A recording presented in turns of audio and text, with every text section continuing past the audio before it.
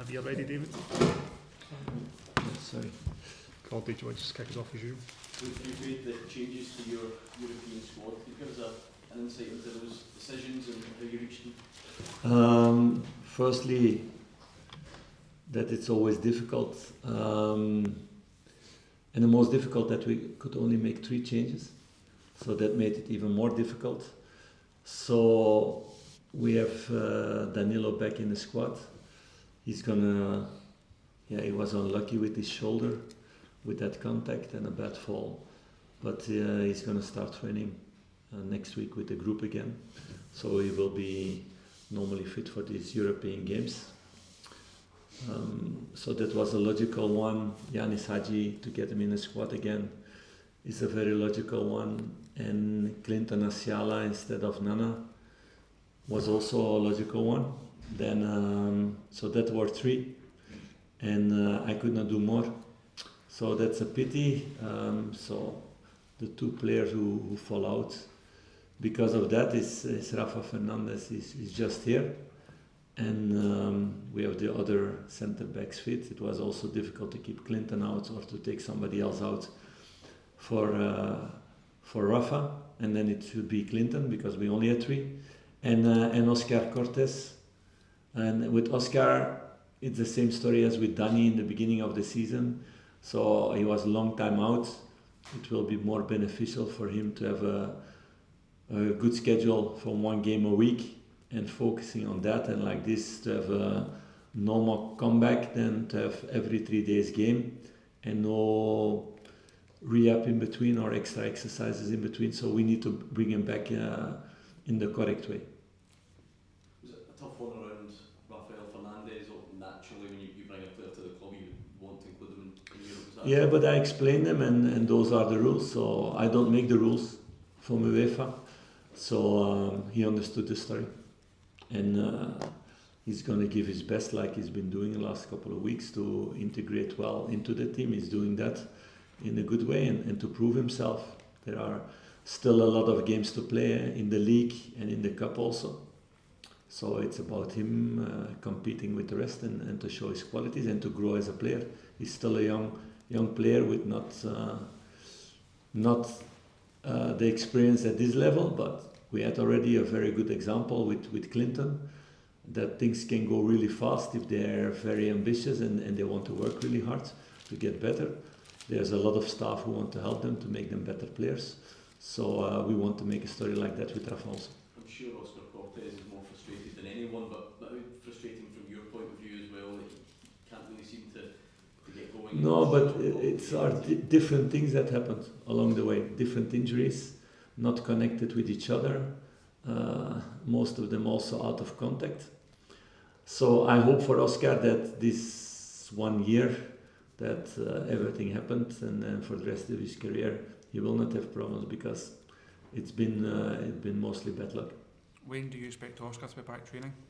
That will still be a few weeks. So we have a few ones who will come back short term. So like I said, Dani will be back normally next week. I expect the week after Dujon Sterling and Leon Bellingham back. Ritwan is back already in training. Leon King is also back in training after his concussion. And the others, it's a little bit longer. I don't want to put 1 week on it because I don't want to force my medical staff into a corner.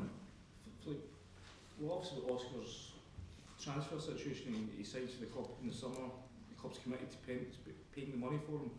Some fans are thinking we've not seen enough to justify that fee. Are you still confident that he would be worth the money? He has a fit. Oscar has proven that. So it's about us as a club getting him fit again.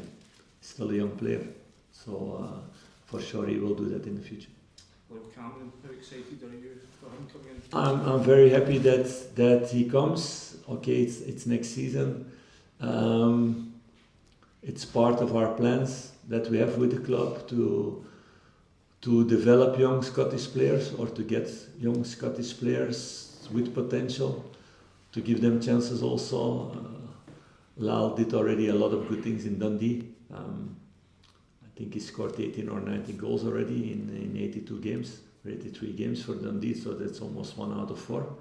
So those are really good stats. He has the right mentality. He really wants to come to the club. We had several talks about how I see him play, what he could do for the team. So we're really happy that he can come next season.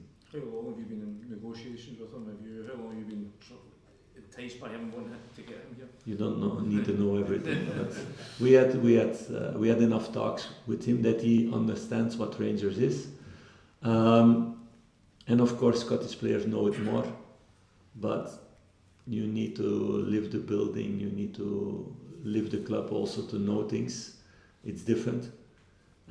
Like for Conor Barron, it was also different to come here and to play, but he knew also really well what this club is about, and we were looking for that kind of character also, not only good players, but also players who can cope with what it is to be a Rangers player and to have the right mentality.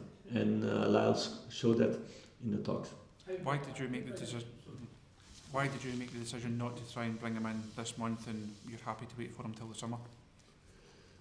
At the end, that's a financial decision, of course.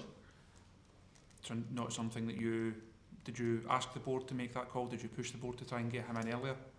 No, we all wanted him to come as fast as possible, but it was not possible. So we need to wait a few months longer. Sometimes it's the case. With Jefte it was also the case. We wanted him in January last year.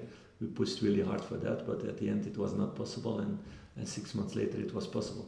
How big a shift is it going to be for you mentioned there to develop young Scottish players and bring them in? Is that a big shift in Rangers, something that's been missing in you? I don't want to speak about the past. I was not here in the building in the past. I was not following all the decisions that's been made in the past, and it's of no importance. So there were moments that probably more Rangers players, more Scottish players and less Scottish players in other moments.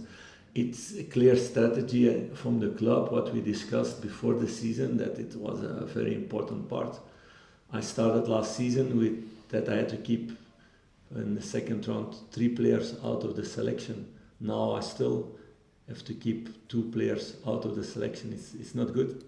It's not good for the players also. It's also for Scottish football important that these young players get chances to develop at this level, and we want to try to help and to push with them. Philippe, we've seen for a number of years now players sign pre-contract agreements and still playing with another club for 4 or 5 months. What do you make of that situation? Do you think it's unfair to the player, and it takes a lot of character to see it through, I suppose? Yeah, we will get to know also the player really well. I want that he performs really well at Dundee, because otherwise he shows also that mentality can drop really fast. So I count on that, and I don't have any doubts with Lyle Cameron around those things. It happens so much now, it's public, but a lot of times these things are not public, and people just wait until it's June to tell you guys that the transfer is made. You guys know also that not all transfers are made in June or July and August with players or contracts made. So it's really open, transparent, it's good. And Lyle will give his best for Dundee. That's also what I expect from him to do, and to show that he's a good player, and to develop also with Tony the next couple of months to come in as strong as possible towards this club. If the player wants to go on holiday now for 4 months because he trained at Rangers, that would be a really bad sign towards me, and he would not be fit also to start the pre-season really well. So everybody benefits when he's performing well, and he will do. Last couple of questions, please. Given that the window is now closed, how well equipped do you think your squad is to compete in the second half of the season? We as a club wanted more. We talked about that. At the end, we didn't achieve all the goals that we wanted. And now it's about with this squad going full for everything we want, and that's to win every game. That stays the ambition.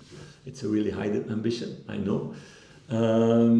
But it's my ambition also in every club that I am, and to keep on developing this group and to make it better. and maybe because we missed something in the transfer window, it will give an opportunity for somebody else to blossom. Can be. Maybe we lose a little bit more time than we expected on the trajectory that we wanted to make with the squad. Can be also. It's about getting the maximum out of the group and to focus on that. And that's what I'm going to do. Last question. Looking at the Scottish Cup this weekend, how big an opportunity is this competition to win a trophy this season? It's one of the 4 chances that you have before the season, and some are the route is shorter than others, so it's a difficult one to say. We missed one because I'm still on my that will stay on my stomach forever with the penalty situation there with the League Cup. So yeah, this is one of our goals to win the cup. So it's a very important one. You guys will bring this section to an end. This is now